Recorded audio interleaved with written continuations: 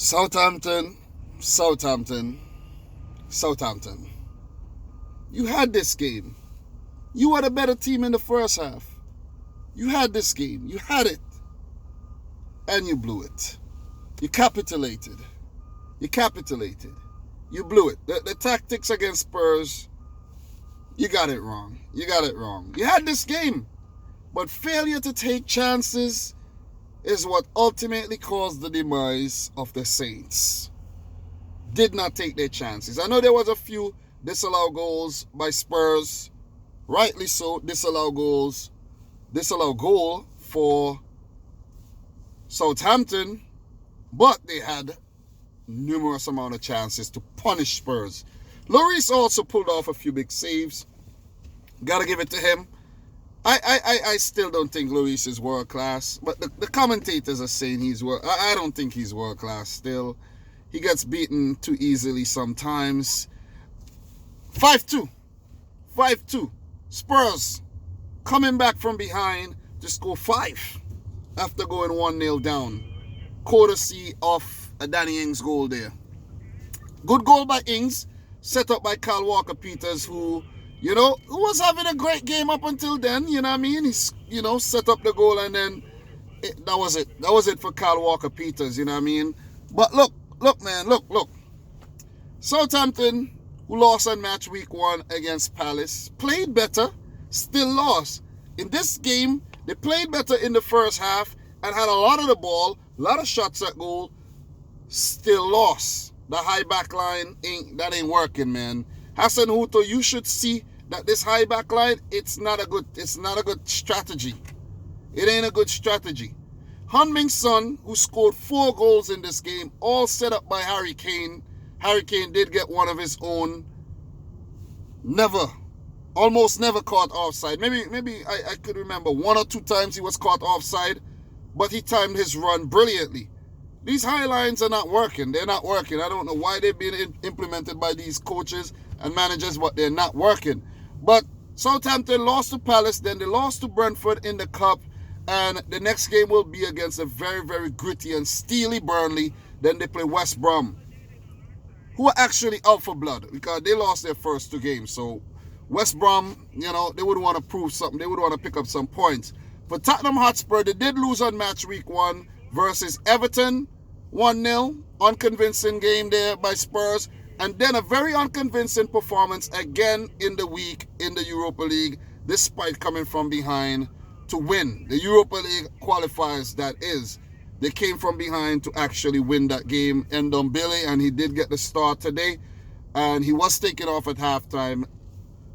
Lo Celso came on and did prove to be a better change, a better player than Ndombele on the day. Even though Ndombele was involved in the equalizing goal, Mourinho still took him off. So Mourinho will, he would say, listen, I'm the manager. My tactics work at the end of the day, and it was the right move. And it proved to be the right move. But Southampton, man, they were just cut apart, man. They were just cut apart. And the lack of quality in the attacking third of the field, Che Adams, on a few occasions, Danny Ings did not take his opportunities. Armstrong as well. It hurt Southampton. Genepo hit the post. He was lively. It hurt Southampton. Tottenham didn't like the way they looked, the way they set up.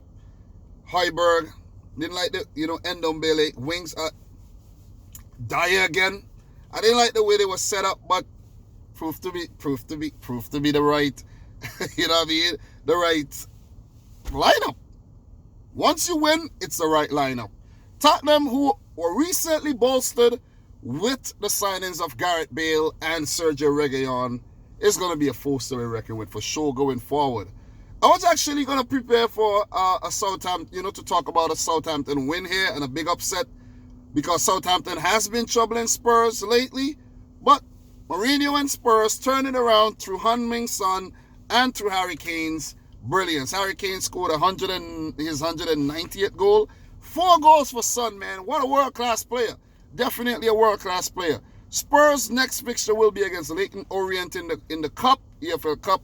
Then they play Skandia in the Europa League qualifiers where they aim to make it to the group stage proper.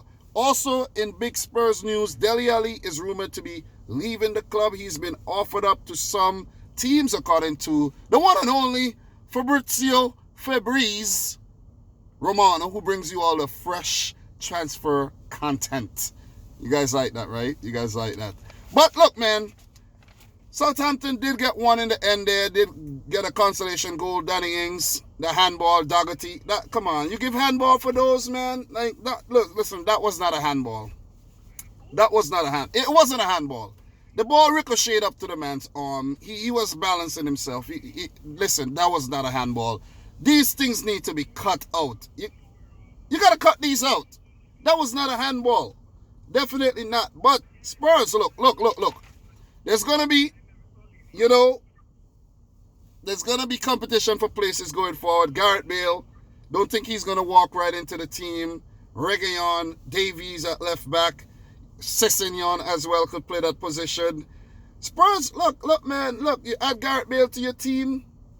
That's some intent you're showing there. And Bale is still a very, very, very top quality player. And maybe the fact that Bale is now part of the squad, it inspired Spurs to come back. You know what I'm saying? Who knows? But Son, man, this guy's Son. Jeez. It seems like, look, after that, look, I don't want to speak too quick because Son was, his attitude was changing a bit, and then he had that little fight with Hugo Lloris last season after restart there. So keep your fingers crossed with Son. But look, his quality, man, his quality is simply world class. To score 4, he could have gotten another one. He put one wide. He could have gotten 6.